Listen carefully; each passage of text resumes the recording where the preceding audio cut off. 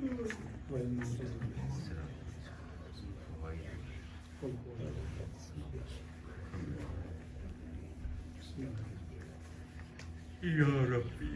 حول ولا قوة إلا بالله العلي العظيم حسبنا الله ونعم الوكيل ونعم المولى ونعم النصير رب اشرح لي صدري ويسر لي أمري واحلل عقدة من لساني يفقهوا قولي أعوذ بالله من الشيطان اللعين الرجيم بسم الله الرحمن الرحيم الحمد لله الذي لا يبلغ مدحته القائلون ولا يحصي نعمه العادون ولا يؤدي حقه المجتهدون الذي لا يدركه بعد الهمم ولا يناله غوص الفتن الذي ليس لصفته حد محدود ولا نعت موجود ولا وقت معدود ولا أجل ممدود والصلاة والسلام على رسول الثقلين محبوب رب المغربين والمشرقين جد الحسن والحسين أبي القاسم محمد اللهم صل على محمد وآل وآل بيته الطيبين الطاهرين المعصومين ولعنة الله على أعدائهم أجمعين من الآن إلى قيام يوم الدين أما بعد فقد قال الله سبحانه تبارك وتعالى في كتابه الكريم وهو أصدق القائلين وقوله الحق بسم الله الرحمن الرحيم في جنات يتساءلون عن المجرمين ما سلككم في سقر قالوا لم نكن من المصلين ولم نكن نطعم المسكين وكنا نخوض مع الخائضين وكنا نكذب بيوم الدين حتى آتانا اليقين صلوات پڑھیں محمد اللهم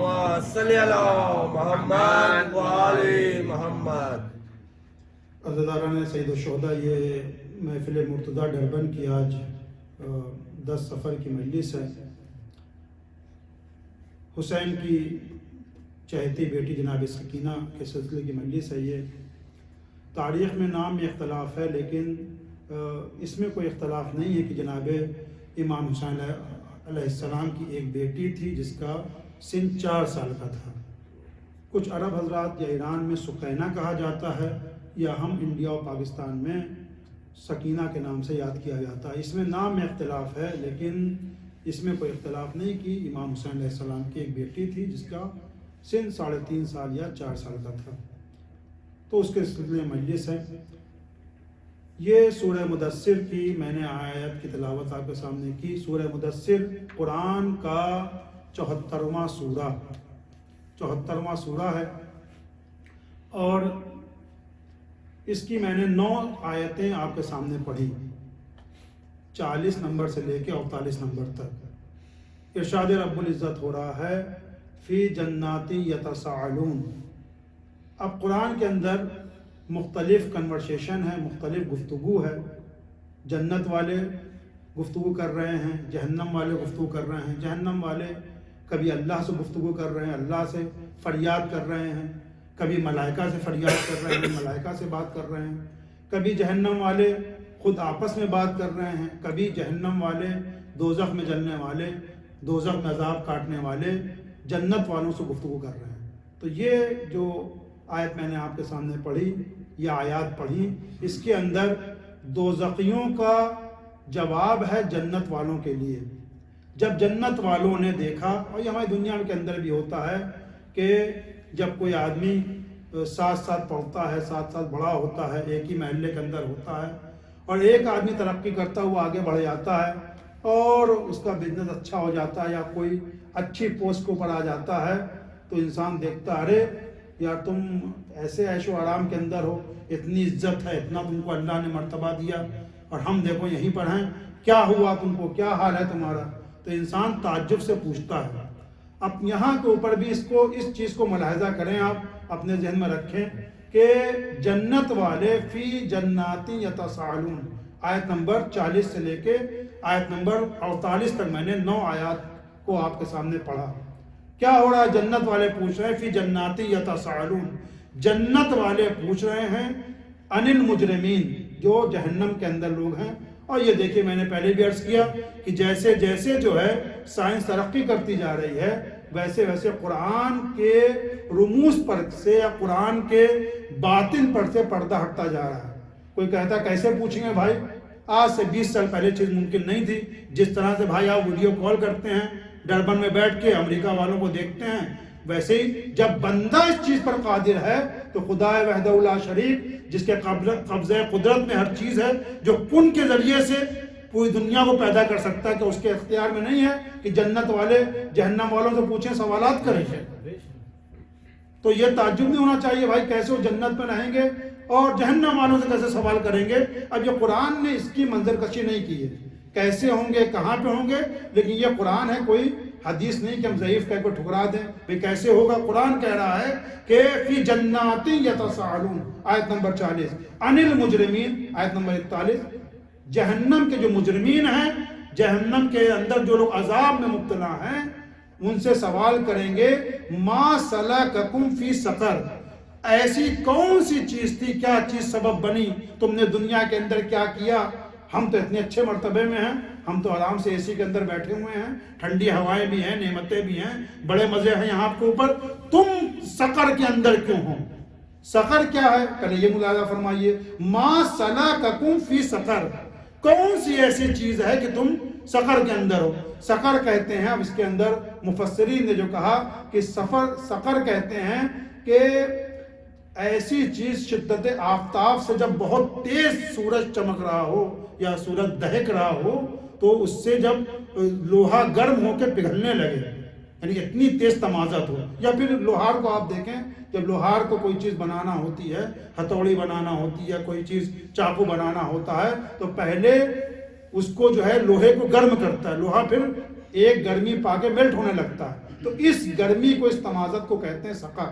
یا پھر علماء نے کہا کہ نہیں، یہ بھی ایک معنی بیان کیا گیا، بعد میں کہا کہ جہنم کی وہ سب سے اذیت ناک جگہ، جو سب سے پست جگہ، یعنی جہنم کی پست جگہ یعنی سب سے اذیت ناک جگہ، جہاں پر سب سے زیادہ عذاب کی شدت ہو، وہاں کا اس مقام کو کہتے ہیں سقر۔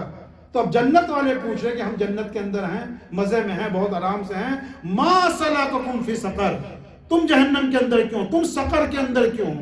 تو پھر ان لوگوں نے 4 چیزیں بتائیں۔ اگر آپ صلوات کا سہارا ہے تو میں آپ کے سامنے عرض کروں،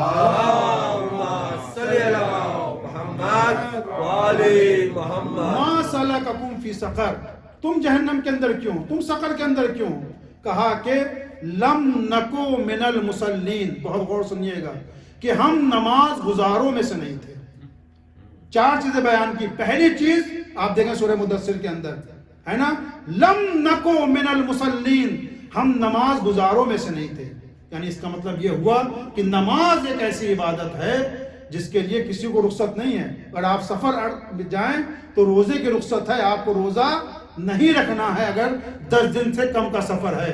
اگر آپ کے پاس بچت نہیں ہے تو آپ کو خمس نہیں نکالنا ہے۔ اگر آپ کے پاس پیسہ نہیں ہے، آپ مستطیع نہیں ہیں، تو آپ کے اوپر حج واجب نہیں ہے۔ اگر آپ کے پاس غلہ نہیں ہے، بھیڑ بکریاں نہیں ہیں، تو آپ کے اوپر زکوٰۃ واجب نہیں ہے۔ اگر آپ کو پتہ ہے کہ سامنے والے کے اوپر میری بات اثر نہیں کرے گی تو امر بالمعروف واجب نہیں ہے۔ لیکن نماز ایک ایسی عبادت ہے جس کے اندر جنڈر کی بھی قید نہیں ہے کہ مرد کے لیے ہے، عورت کے لیے نہیں ہے، بیمار کے لیے ہے، بیمار کے لیے نہیں ہے، لیکن صحت مند کے نہیں۔ کوئی آدمی کا بیمار ہے تو لیٹ کے پڑھے، اشارے سے پڑھے، یہاں تک کہ علماء نے کہا کہ اگر ڈوب رہا ہے پانی کے اندر، مؤذن اللہ اکبر اذان دے رہا ہے، فقط نیت کر لے اور ڈوب جائے تو اس کی نماز جو ہے شمار کر لی جائے گی۔ صلوات پڑھیں محمد والے محمد پر۔ اللہم صلی علی محمد۔ سقر والوں کا پہلا جواب کیا ہے گا؟ لم نکو من المصلین، ہم جو ہیں نماز گزاروں میں سے نہیں تھے۔ نماز کتنی اہم عبادت ہے، کتنی اہم عبادت ہے۔ تمام انبیاء کا شعار ہے نماز، تمام اماموں کا شعار ہے نماز، تمام ہمارے اماموں نے پریکٹیکل کر کے بتایا۔ رسول خدا کی آخری وصیت ہے نماز۔ جب رسول خدا کا آخری وقت آیا تب آپ نے کہا نماز نماز نماز۔ ابو بصیر سے روایت ہے، کون ابو بصیر ہے؟ امام جعفر صادق علیہ السلام۔ اللہم صلی علی محمد و آل محمد۔ محمد. شاگرد ہیں، صحابی ہیں. جب امام شہید کیے گئے تو آپ وہاں پہ موجود نہیں تھے، مدینے میں موجود نہیں تھے. کہتے کہ میں گیا دق الباب کیا، اس کے بعد میں چاہتا تھا کہ آپ کے گھر آپ کی زوجہ محترمہ کی خدمت میں جا کر تعزیت پیش کروں. اور جب ابو بصیر گئے ہیں تو امام کی زوجہ ام حبیبہ، تاریخ نے نام لکھا کہ یہ آئی ہیں. اس کے بعد انہوں نے کہا کہ اے ابو بصیر، میں نے امام کی شہادت سے پہلے جب امام کو زہر دے دیا گیا تو ایک عجیب منظر دیکھا. کیا منظر دیکھا؟ کہا کہ امام نے اپنے تمام رشتہ داروں کو جمع کیا، تمام گھر والوں کو جمع کیا. ہم لوگ سمجھے کوئی بہت اہم چیز امام کہنا چاہتے ہیں. امام بہت اہم چیز کہنا چاہتے ہیں. کون امام؟ صادق آل محمد، امام جعفر صادق علیہ السلام، جن کی وجہ سے ہمارا مذہب جعفری کہلاتا ہے. کہا جب سب رشتہ دار جمع ہو گئے، سب گھر والے جمع ہو گئے، کیا فرمایا؟ فَإِنَّهُ، کیا فرمایا کہ میری شفاعت جو ہے لن تنالو، ہے نا، میری شفاعت جو ہے نماز کو خفیف سمجھنے والے کو، نماز کو ہلکا سمجھنے والے تک نہیں پہنچے گی. اللہ اکبر. جو نماز کو ہلکا سمجھے. امام خمینی سے پوچھا کسی نے کہ اس حدیث کا مطلب کیا ہے؟ جو آدمی نماز کو چھوڑ دے. کہا کہ نہیں، جو نماز کو چھوڑ دے تو کافر ہو گیا، جو نماز کو چھوڑ دے تو گیا، دین سے گیا. جو نماز کو خفیف سمجھے، یعنی اذان ظہر کا وقت ہو گیا، مغرب کا وقت ہو گیا، چلو یہ کام کر لیں، پہلے دوست سے مل لیں، پہلے سامان لے آئیں، پہلے سودا لے آئیں، پہلے یہ چیز کر لیں. یہ نماز کو خفیف سمجھنا ہے، نماز کو امپورٹنس نہیں دینا. یعنی آپ نے جب مؤذن اذان دے رہا ہے تو اس کا مطلب اگر ہم سبزی لینے چلے گئے، بازار چلے گئے، کسی اور کام سے چلے گئے، اس کا مطلب ہم نے نماز پر فلاں کام، دوسرے کام کو مقدم کیا، دوسرے کام کو پریفر کیا. ہم نے نماز کو پریورٹی نہیں دی، نماز کو اولویت نہیں دی. تو امام خمینی نے فرمایا کہ اس حدیث کا مطلب یہ ہے کہ نماز کو خفیف سمجھنا، نہ پڑھنا نہیں، نہ پڑھنا تو کسی گنتی میں نہیں ہے، شماری میں نہیں ہے، اس کا تو حسابی کتابی الگ ہے. خفیف سمجھنا. امام نے فرمایا ہماری شفاعت ابو بصیر سے ان کی زوجہ کہہ رہی امام کی، اس تک نہیں پہنچے گی جو نماز کو خفیف سمجھے. صلوات پڑھے محمد و آل محمد پر. اللہم صلی علی محمد و آل محمد. اب یہ نماز کے بارے میں آپ کو پتہ ہے، اور رسول خدا کی بہت ساری حدیثیں، قرآن کی آیتیں اس بات پر دلالت کرتی کہ نماز جو ہے دین کا ستون ہے. نماز کے بغیر، یہی چھٹے امام کا ارشاد ہے کہ ان قبلت ما سوا، اگر نماز قبول ہو گئی تو سارے اعمال قبول ہو جائیں گے. ان ردت ما سوا، اگر نماز ریجیکٹ ہو گئی، نماز جو ہے چلی گئی، نماز جو ہے قبول نہیں، تو کوئی عمل قبول نہیں ہوگا. لیکن انفارچونیٹلی، بدقسمتی سے کچھ لوگ نماز پڑھتے ہیں لیکن نماز کا حق ادا نہیں کرتے، نماز کا حق ادا نہیں کرتے. ایک آدمی آیا پیغمبر کے سامنے، مسجد میں پیغمبر بیٹھے ہوئے ہیں، مسجد میں داخل ہوا، پیغمبر ہی بیٹھے ہوئے ہیں، فٹافٹ نماز پڑھ رہا ہے، لگتا ہے کوئی ٹرین پکڑنا ہے، کوئی جہاز پکڑنا ہے نا آج کے زمانے میں. تو پیغمبر نے فرمایا کہ یہ کوے کے ٹھونگے والی نماز جو ہے اللہ قبول نہیں کرتا. اگر اسی طریقے سے یہ نماز پڑھتا رہا اور مر گیا تو ہمارے دین پر نہیں مرا. بھائی آپ مغربین پڑھے 15 منٹ، کچھ دھیمے پڑھیں گے 20 منٹ، 5 منٹ میں آدمی کیا کر لے گا؟ 5 منٹ بچا کے آدمی کیا کر لے گا؟ ظہرین میں 20 منٹ، اگر آپ تھوڑا دھیمے پڑھیں تو 25 منٹ تسبیح ملا کے. تو آدمی سوچتا ہم جلدی پڑھیں گے تو کوے کے ٹھونگے والی نماز. کوا جیسے جب دانہ چگ رہا ہوتا ہے تو کھٹاکھٹ اپنی چونچ کو زمین پہ مار رہا ہوتا، تو شخص اس طرح سے رکوع و سجود کو بجا لا رہا تھا کہ معلوم نہیں. نماز کے آداب ہیں. جب بچوں کو اسائنمنٹ ملتا ہے، جب کلاس ٹیچر دیتی ہے کام، تو بچے کو ویسا ہوم ورک کرنا ہے جیسا ٹیچر نے کہا ہے، نہ کہ جیسے بچے کا دل چاہے، ہے نا. اگر بچہ جیسا دل چاہے کر کے لے جائے تو ٹیچر تو کاپی پھینک دے گی کہ واٹ یو ہیو ڈن، تم نے کیا کیا ہے. ہم نے تم کو اسائنمنٹ دیا تھا، قاعدہ بتایا تھا، طریقہ بتایا تھا، تم اس طرح سے ہوم ورک کر کے لاؤ. تو ٹیچر ایکسیپٹ نہیں کرتی، استاد قبول نہیں کرتا ہوم ورک کو، اسائنمنٹ کو. تو اللہ نے جو نماز واجب کی ہے اس کے واجبات ہیں، اس کے طریقے ہیں، اس کے مستحبات ہیں. تو اس طرح کی نماز جو ہے اللہ کی بارگاہ میں قبول نہیں ہے. صلوات پڑھے محمد والے محمد. اللہم صلی علی محمد وآل محمد. پھر رسول کی حدیث، مشہور حدیث شاید پہلے میں نے پڑھی کہ رسول نے فرمایا کہ ہر چیز کا ایک چہرہ ہے، لِكُلِّ شَيْءٍ وَجْهٌ قال رسول اللہ صلی اللہ علیہ وسلم اللهم صل على محمد لِكُلِّ شَيْءٍ وَجْهٌ، ہر چیز کا، ہر شے کا ایک چہرہ ہوتا ہے. آپ دیکھیں مختلف ملکوں کے پاسپورٹ ہوتے ہیں، پاسپورٹ کے اوپر ایک مونو بنا ہوتا ہے، آپ سمجھ جائیں گے. ہمارے انڈیا کا پاسپورٹ شیر بنا ہوا ہے، ہاں بھائی یہ ہندوستان کا آدمی ہے. پاکستان کا پاسپورٹ لیجئے، چاروں آپ کے پروونس کے جو اسٹیٹ کے جو ہے وہ لوگو بنے ہوئے ہیں، پاکستان کا پاسپورٹ ہے. ہر ملک کا ایک لوگو ہوتا ہے، ہر ملک کا ایک سائن ہوتا ہے، ہر جگہ کی ایک علامت ہوتی ہے. لِكُلِّ شَيْءٍ وَجْهٌ، ہر چیز کا ایک چہرہ ہے. وَجْهُ دِينُكُمُ الصَّلَاةُ، اور تمہارے دین کا چہرہ کیا ہے؟ نماز ہے. نماز سے پہچانا جاتا ہے دین ہمارا. نماز نماز نماز. اللہ اکبر. علماء نے کتنی تاکید کی اس کے اوپر. شیخ جعفر کاشف الغطاء آیت اللہ العظمیٰ بہت بڑے ہمارے عالم ہیں. نماز کے اندر کیا کچھ پوشیدہ ہے، ہم اس کا حق ادا نہیں کرتے.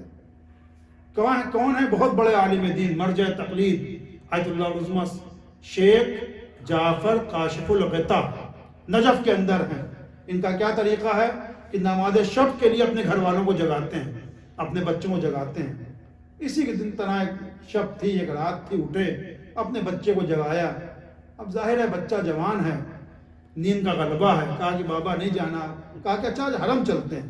حرم چل کے نماز. بابا نہیں جانا. اس کے بعد اس نے انگڑائی لی، اس کے بعد پھر وہ سو گیا. پھر اٹھایا، کہا کہ نہیں تم کو چلنا، باہر تمہارا انتظار کرے، جلدی سے ریڈی ہو جاؤ. اب دیکھیں اس کے اندر نماز کی اہمیت بھی ہے اور تربیت کا پہلو بھی ہے. سنیں آپ غور سے، تربیت کا پہلو بھی ہے. اٹھایا بچے سے. جب بابا باہر چلے گئے تو اس کو بھی تھوڑا سا حیا آئی، شرم آئی کہ باپ کہہ رہا ہے اور شب ہے، ٹھیک ہے. باپ نے کہا کہ حرم کے اندر، حرم میں امیر المومنین چل کر نماز پڑھیں گے، لہذا نماز شب کے لیے. اب جو بھی جاڑا رہا ہو تو ظاہر سی بات ہے کہ وہ 4:30-5 بجا ہوگا، ورنہ گرمی ہے تو 2:30 اور 3 کا وقت رہا ہوگا. اٹھا بیٹا بچے کے ساتھ، جو ہے بچہ اٹھا ان کا. اب بابا کے ساتھ ساتھ اس کا شیخ حسن نام ہے بچے کا. شیخ حسن اٹھے اور اب اپنے بابا کے ساتھ کاشف الغطاء کے ساتھ جا رہے حرم. جب حرم پہنچ گئے اس نصف شب میں، نماز شب کے وقت، اس کے بعد دیکھا کہ حیات حرم کے اندر، حرم کے آنگن کے اندر، کورٹ یارڈ کے اندر ایک فقیر بیٹھا ہوا ہے.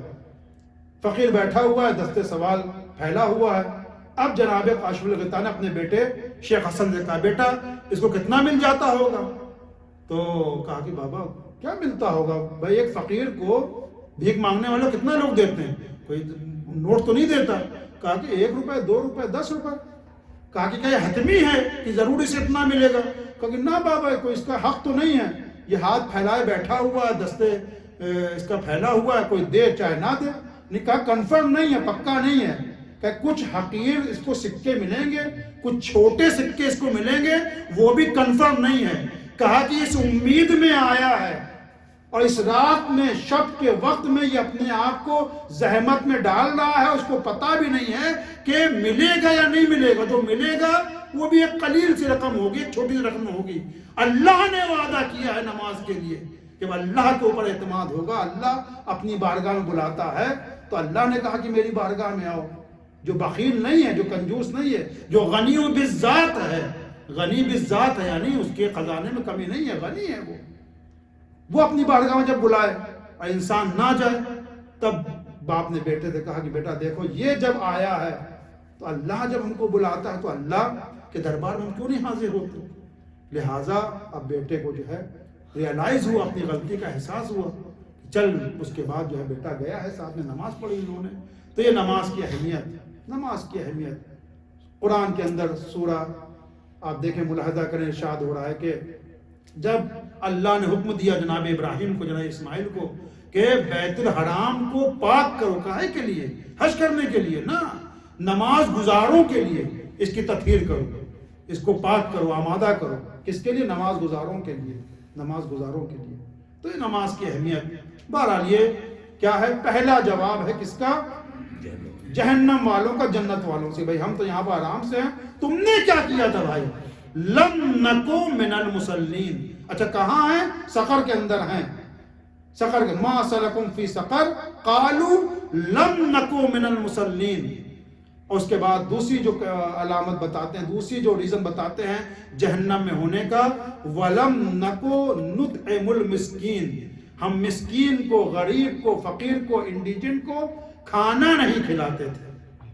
بھائی آپ کو اللہ نے دیا ہے، تو اب یہاں پہ علماء نے لکھا کہ یہاں پہ کھانے، یہ اطعام سے مراد صرف کھانا نہیں ہے، بلکہ اگر اللہ نے آپ کو دیا ہے، کسی کو آپ کپڑا پہنا سکتے ہیں تو آپ کپڑا پہنا دیجئے، کسی کو اگر آپ جو کسی طرح کی مدد کر سکتے ہیں تو مدد کریں۔ دیکھیے یہ واقعہ جہاں جہاں قرآن کے اندر، بہرحال اہل علم بھی یہاں کے اوپر ہیں، مطالعہ کرتے رہتے ہیں، جہاں جہاں نماز کا تذکرہ ہے، اقیم الصلاۃ، اسی کے فوراً بعد کیا ہے؟ آتوا الزکات، زکات دو۔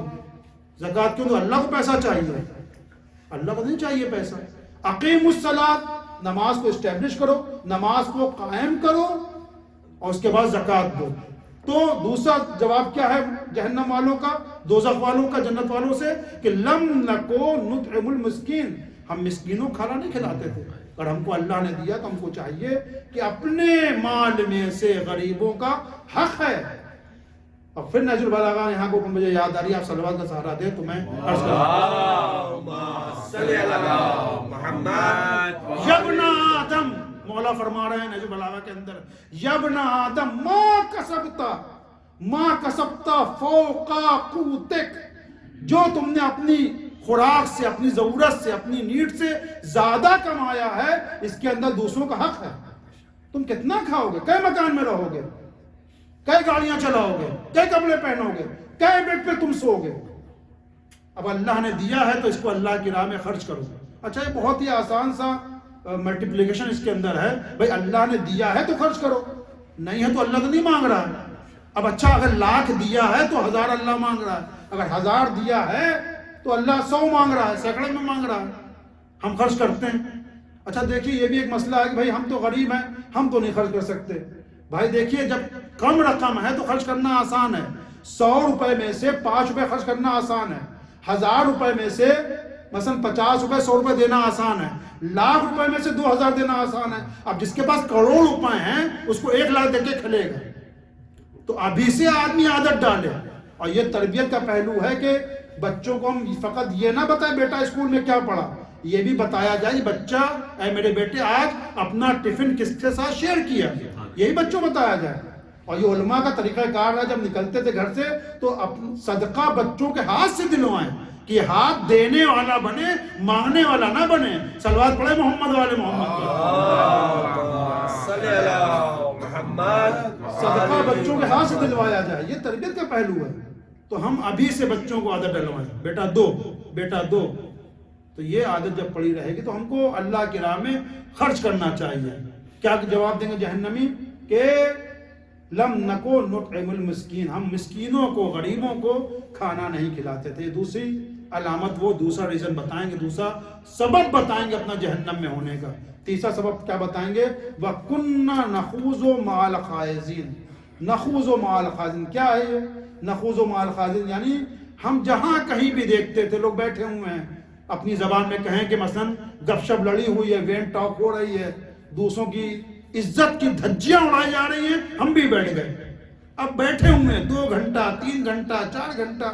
دیکھیں جائز، دیکھیں کوئی آدمی مکس نہ کرے، جائز تفریح کی بات نہیں ہو رہی ہے، بلکہ وہ اتفاقاً وہ ثواب ہے، مستحب ہے کہ انسان جو ہے جمعے کے دن یا پھر یہاں کے ماحول میں سنڈے کے دن اپنے اہل و عیال کو لے کے جائے جائز تفریح کے لیے، اس کی بات نہیں ہو رہی ہے۔ انسان اپنی تمام ضروریات کو چھوڑ کے، واجب کاموں کو چھوڑ کے ایک لغو کاموں میں لگا ہوا ہے جس کا کوئی فائدہ ہونے والا نہیں۔ بیٹھے ہوئے ہیں 8 لوگ 10 لوگ کیرم کلب کے اندر لوڈو کھیلنا ہے، چیس کھیلنا ہے، چل رہا ہے۔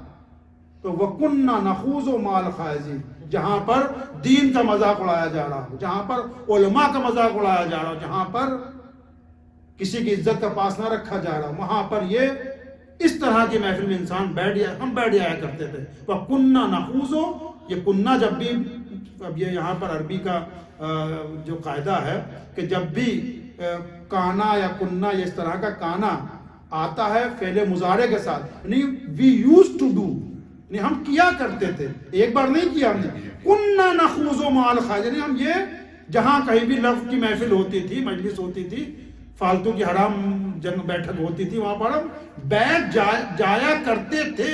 بھئی ایک بار آدمی بیٹھا، اس نے توبہ کر لی، نہیں پتا تھا، دوست لے گیا، دوست نے ورگلا دیا یا چلو ہم کو ریئلائز ہوا یار یہاں تک 3 گھنٹے چلے گئے، نہ کوئی چیز سیکھی، نہ کوئی حدیث سنی، نہ کسی کے احوال پرسی کی، نہ کسی مومن سے ملاقات ہوئی، نہ کسی بھائی سے جو ہے کوئی سیکھا.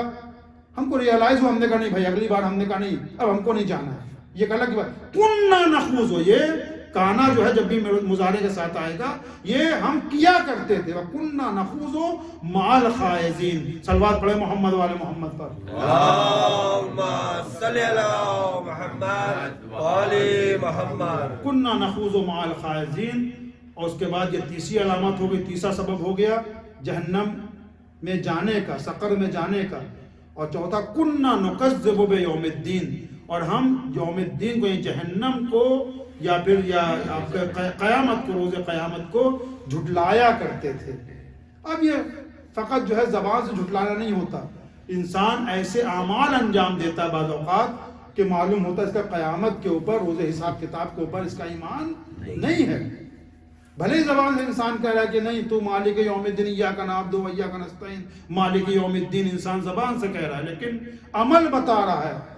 انسان صبح سے شام تک جھوٹ بول رہا ہے، غیبت کر رہا ہے، یا پھر نعوذ باللہ جو ہے حرام کی کمائی میں ملوث ہے وہ، تو اس کا عمل بتا رہا ہے کہ اس کا روز جزا کے اوپر، یوم الدین کے اوپر، قیامت کے اوپر ایمان نہیں ہے. تو ہم قیامت کو، روز حساب کو، روز جزا کو جھٹلایا کرتے تھے.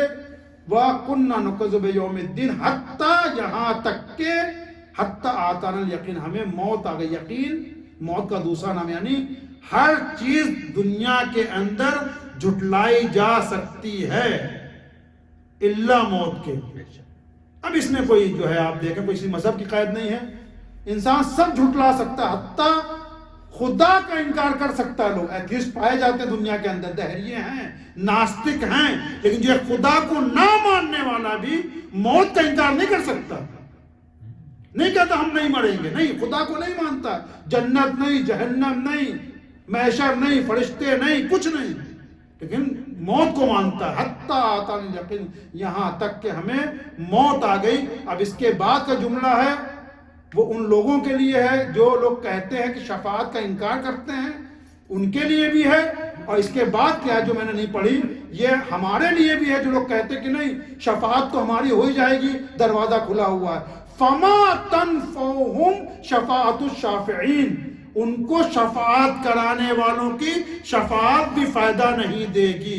اس کا مطلب کچھ شفاعت کرانے والے ہیں جو شفاعت کرائیں گے، لیکن ایسے لوگوں کی جو لوگ نماز کو ترک کرتے ہیں اور راہ خدا میں خرچ نہیں کرتے ہیں اور لہو و لعب کی محفلوں میں بیٹھے رہتے ہیں اور قیامت کو جھٹلایا کرتے ہیں، تو ان کو شفاعت کرانے والوں کی شفاعت بھی کام نہیں آئے گی. صلوات پڑھے محمد وآل محمد پر. اللهم صل على محمد وعلى محمد. یاد رکھیے گا سورہ مدثر قرآن کا 74واں سورہ، آیت نمبر 40 سے لے کر 48 تک 9 آیتیں ہیں. تو اس کے اندر جو ہے بہرحال آپ نے دیکھ لیا کہ کس طرح سے جو ہے دوزخ والے جو ہے کنورسیشن کریں گے، بات چیت کریں گے. بس زحمت کو تمام کیا. آج 10 سفر ہے. 10 سفر میں نے شروع کی مجلس میں عرض کیا کہ حسین کی بیٹی جناب سکینہ، جس کی عمر کربلا کے میدان میں 4 سال یا 3.5 سال، اللہ اکبر، یہ حسین کی چاہنے والی بیٹی سکینہ کربلا میں تمام مصائب میں یہ شریک ہے. اگر پانی بند کیا گیا تو سکینہ بھی پیاسی ہیں، اگر آب و دانہ ختم ہو گیا تو سکینہ بھی پیاسی ہیں، بھوکی ہیں، اور تمام طرح کی زحمتیں برداشت کر رہی ہیں. اللہ اکبر. بس آپ دیکھیں کہ کتنا سکینہ کو اپنی بابا سے محبت تھی، کتنا سکینہ چاہتی تھی اپنے بابا کو کہ جب وقت رخصت امام حسین علیہ السلام اپنے ذوالجناح پر، اپنے رہوار پر سوار ہوئے ہیں، اور امام نے جب کہا ہے اپنے رہوار سے کہ لے چل مجھے میدان میں، میرا آخری جہاد ہے، تو امام نے محسوس کیا کہ گھوڑا آگے نہیں بڑھتا، گھوڑا آگے نہیں بڑھتا. پھر امام نے کہا کہ اے ذوالجناح مجھے پتا ہے تو بھی 3 دن کا بھوکا ہے، پیاسا ہے، لیکن یہ سمجھ لے کہ حسین کی آخری سواری ہے. اب حسین اس کے بعد تجھے زحمت نہیں دے گا. لیکن یہاں پر روایت بتاتی ہے کہ ایک مرتبہ ذوالجناح نے اپنے سمو کی طرف اشارہ کیا.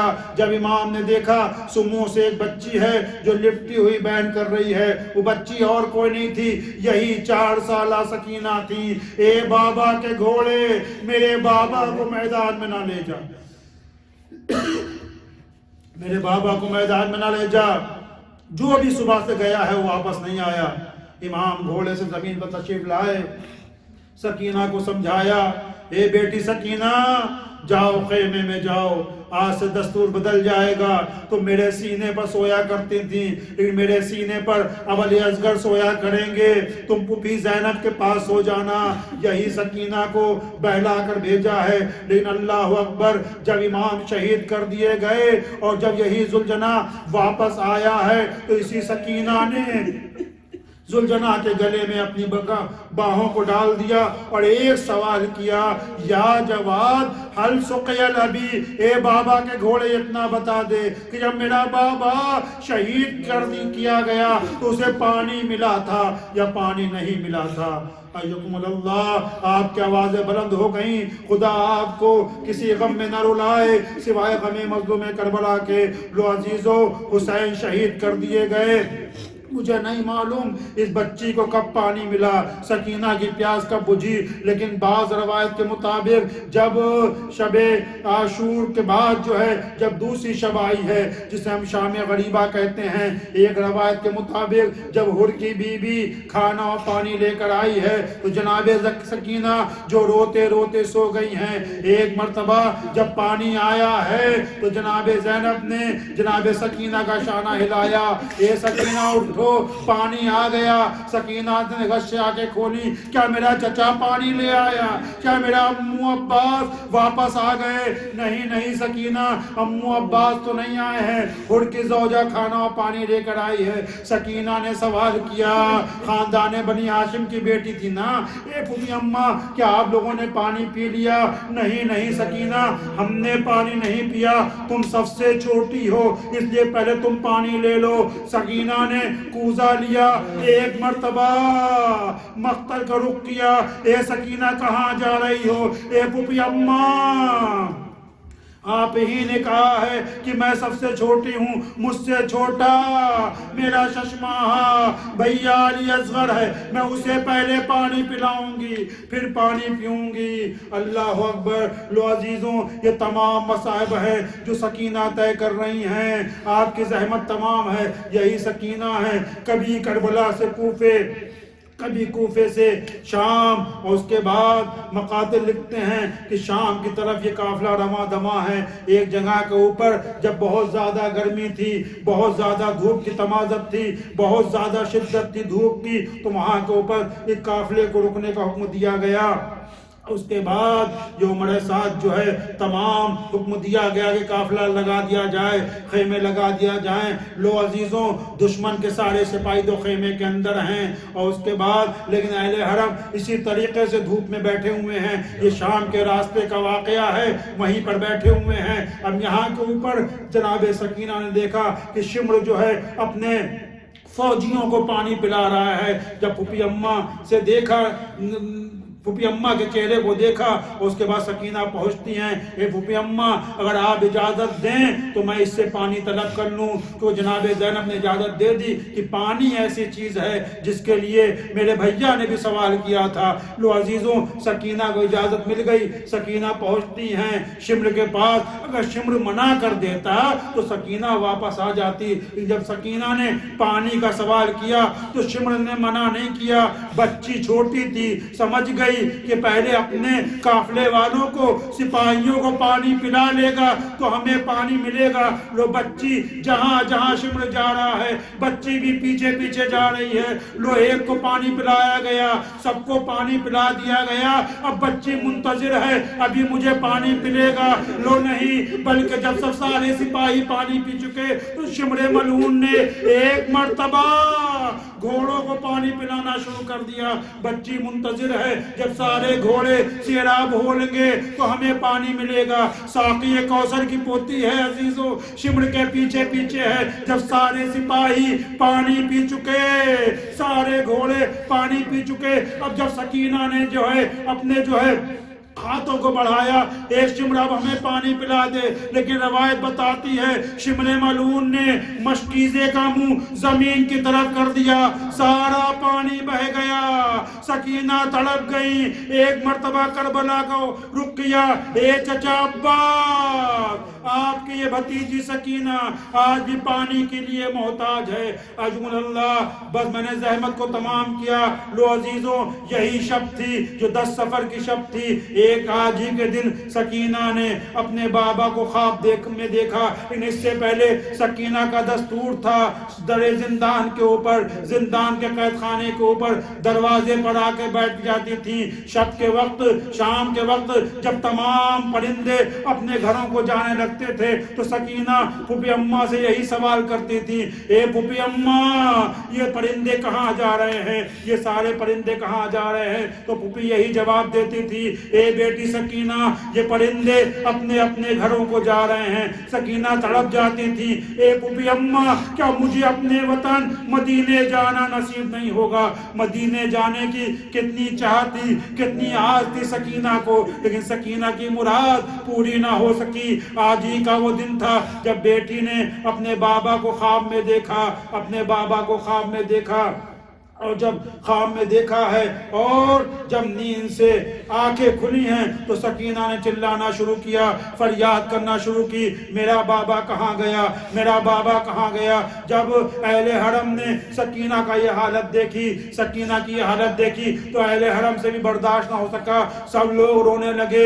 ये रोने की आवाज़ यजीद के कसर तक पहुंची, यजीद के कानों तक पहुंची। सवाल किया, क्या हो गया इस रात के वक्त जो है ये लोग क्यों गिरिया कर रहे हैं, क्यों रो रहे हैं? कहा कि अहले हरम रो रहे हैं, क्या सबब है रोने का, क्या मुश्किल है? कहा कि हुसैन की बेटी सकीना है जिसने अपने बाबा को ख्वाब में देखा है, वो बेटी सकीना अपने बाबा को याद करके रो रही है, उसके साथ अहले हरम भी रो रहे हैं। यजीद ने क्या किया, तशफ़ी इस तरह से दी जाती है अजीजों, तसल्ली इस तरह से दी जाती है, सकीना ने को के लिए ये इंतजाम किया गया कि एक खान के अंदर इमाम आली मकाम का, इमाम हुसैन का सर ढककर भेजा गया। सकीना जब खान को आते हुए देखा तो कहा कि नहीं नहीं, मुझे खाना पानी नहीं चाहिए, मुझे अपने बाबा से मुलाकात करना है। अरे अभी कुछ लम्हे पहले मेरा बाबा यहाँ था। जब खान पर से सर हटाया गया, लो अजीजों, क्या देखा,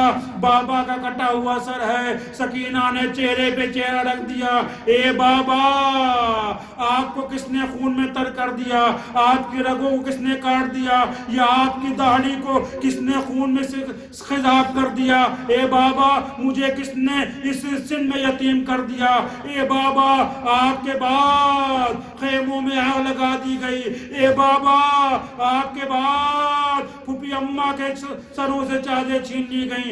ए बाबा, आपके बाद शिमर ने तमाचे मारे।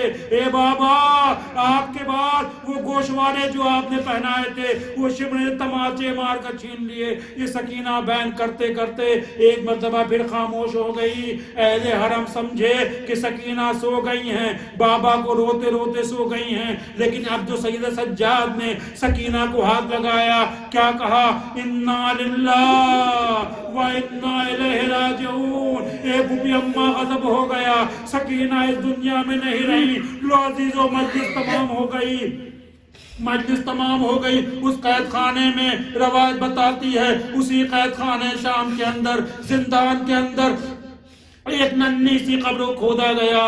उसी कुर्ते के अंदर सकीना को कफन दिया गया। अब सैयद सज्जाद ने अपनी हथकड़ियों को संभाला, अपनी बेड़ियों संभाला और एक आवाज दी, ए बाबा, ए आका हुसैन, ये आपका बेटा सज्जाद आपसे शर्मिंदा है। जब आपने तुम अमानत दी थी तो रुखसारों को ऊपर नील के निशान ना थे, بدن زخمی نہ تھا، کانوں سے خون جاری نہ تھا، اب جو امانت دے رہا ہوں تو کانوں سے خون جاری ہے، بدن جا بجا زخمی ہے، چہرے کو اوپر دروں کے نشان ہیں۔ وَسَيَعْلَمُ الَّذِينَ ظَلَمُوا إِنَّا لِلَّهِ وَإِنَّا إِلَيْهِ رَاجِعُونَ۔ بار الہ ہمارے اس ذکر خیر کو قبول فرما، جو مقروض ہیں ان کے قرضے کو ادا فرما، جو پریشان حال ان کی پریشانی دور فرما، جو بیمار ان کو شفا عنایت فرما، علماء اعلیٰ ان کا سایہ سروں پر باقی رکھ، پرچم اسلام کو سر بلند فرما، پرچم کفر و نفاق کو سر نگو فرما۔ اے اللہ ان آنسوؤں کا واسطہ جہاں جہاں دنیا میں شیعہ حیدر کرار ہیں، ان کی جان مال عزت آبرو ناموس ان کی حفاظت فرما، ہم سب کو امام زمانہ کے اعوان و انصار میں شمار فرما۔ ماتم حسین یا حسین یا حسین یا حسین یا حسین یا حسین۔